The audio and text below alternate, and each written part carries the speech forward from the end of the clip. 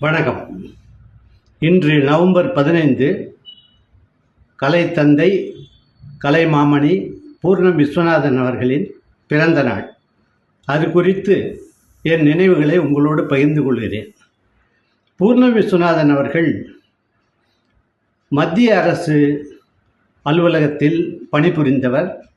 அது மட்டுமல்லாமல் அகில இந்திய வானொலி நிலையத்தில் செய்தி வாசிப்பாளராக இருந்தவர். அந்த காலத்தில் டெல்லியிலிருந்து ஒளிபரப்பாகி சென்னை, திருச்சி, திருநெல்வேலி நிலையங்களில் அஞ்சல் செய்யும் அகில பாரத செய்தி அறிக்கை வாசிப்பது பூர்ணம் விஸ்வநாதன் என்று கணீர் என்ற குரலால் நம்மை செய்திகளை கவனிக்கச் செய்தவர். அதன் பிறகு அவர் டெல்லியில் தமிழ் நாடகங்களில் நடித்து கொண்டிருந்தார்.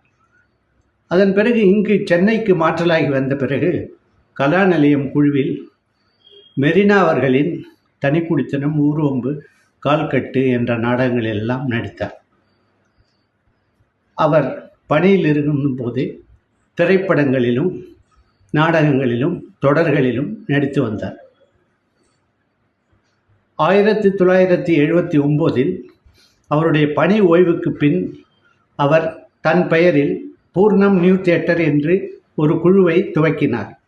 அதில் பழைய உறுப்பினர்களோடு சேர்ந்து இளைஞர்களையும் அதில் இணைத்து கொண்டார். அப்படி இணைந்தவர்களில்தான் நாங்கள், கௌரி சங்கர், ரமேஷ், ரவிசங்கர், எம்பி மூர்த்தி ஆகிய நான் ஆகியோரெல்லாம் கலந்து கொண்டோம். அந்த 1979 அக்டோபர் 11 சென்னை ஆர்ஆர் சபாவில் பூர்ணம் நியூ தியேட்டர் தன்னுடைய நாடகப் பணியை துவக்கியது. அதற்கான நாடகத்தை எழுதி கொடுத்தவர் பிரபல நாவலாசிரியர், எழுத்தாளர், புதுமை எழுத்தாளர் சுஜாதா அவர்கள். அந்த சுஜாதா பூர்ணம் காம்பினேஷன் என்பது ஒரு பிளாஸ்ட். அதிலே நாங்கள் எல்லாம் நடிப்பதற்கு எங்களுக்கு வாய்ப்பு கிடைத்தது. மிகப்பெரிய ஒரு அனுபவமாக இருந்தது. அவருடைய குருகுலத்தில் நாங்கள் பயிற்சி பெற்றோம். பூர்ணம் நியூ தியேட்டரில் பயிற்சி பெற்று நடித்து கொண்டிருக்கும் நாங்கள் அந்த மேடை நாடகத்தின் தாக்கத்தையும் வீச்சினையும் உணர்ந்து வியந்து இதில் ஈடுபட்டு கொண்டிருந்தோம். அவரோடு நாங்கள் பழகியதில் நாடகம், நடிப்பு, எழுத்து, பேச்சாற்றல் எல்லா திறமைகளையும் ஏற்றுக்கொண்டோம். அதே சமயத்தில் ஒரு மனிதனாக எப்படி வாழ வேண்டும் என்பதை அவர் மிக தெளிவாக எங்களுக்கெல்லாம் எடுத்து சொன்னார். தானே நடந்து காட்டினார். எப்பொழுதும் பப்ளிக் ஃபிகர் வெளியில் வரும்போது தங்களுடைய சோகங்களையும் உடல் வலிகளையும் மறந்து மலர்ந்த முகத்துடன் இருக்க வேண்டும் என்பது அவருடைய கொள்கை. அதையே நாங்களும் பின்பற்றினோம். எப்பொழுதும் சீரான உடை, சீவிய தலை, பளிச்சென்ற முகம், ஒரு நடையில் ஒரு துள்ளல், எல்லாரையும் பார்க்கும்போது ஒரு புன்சிரிப்பு. அது மட்டுமல்லாமல் நல்ல குணங்கள் பலவற்றை எங்களுக்கு பயிற்றுவித்தார்.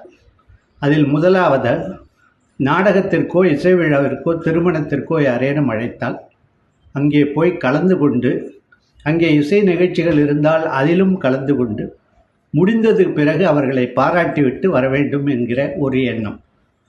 அது மட்டுமில்லாமல் நாடகத்திற்கு அழைத்தால் அந்த நாடகத்திற்கு சென்று பார்த்துவிட்டு முடிந்தவுடன் மேடையில் சென்று எல்லோரையும் பாராட்டி அந்த நாடகத்தின் நல்ல அம்சங்களை மட்டுமே சொல்லி கொண்டு வருவார். எல்லோருக்கும் நடிப்பை சொல்லிக் கொடுப்பதில்லை.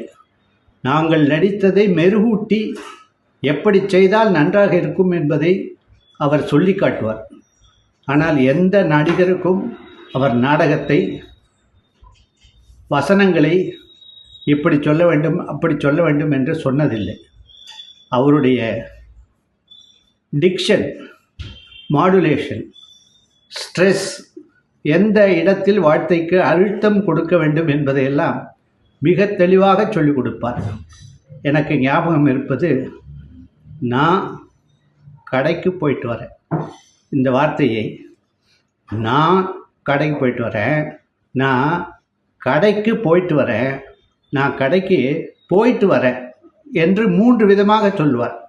அதே போல் நாம் பேச்சு வழக்கில் ஜன்னல்லேருந்து யாராவது வராளான்னு பார்த்துன்று என்று சொல்லுவோம்.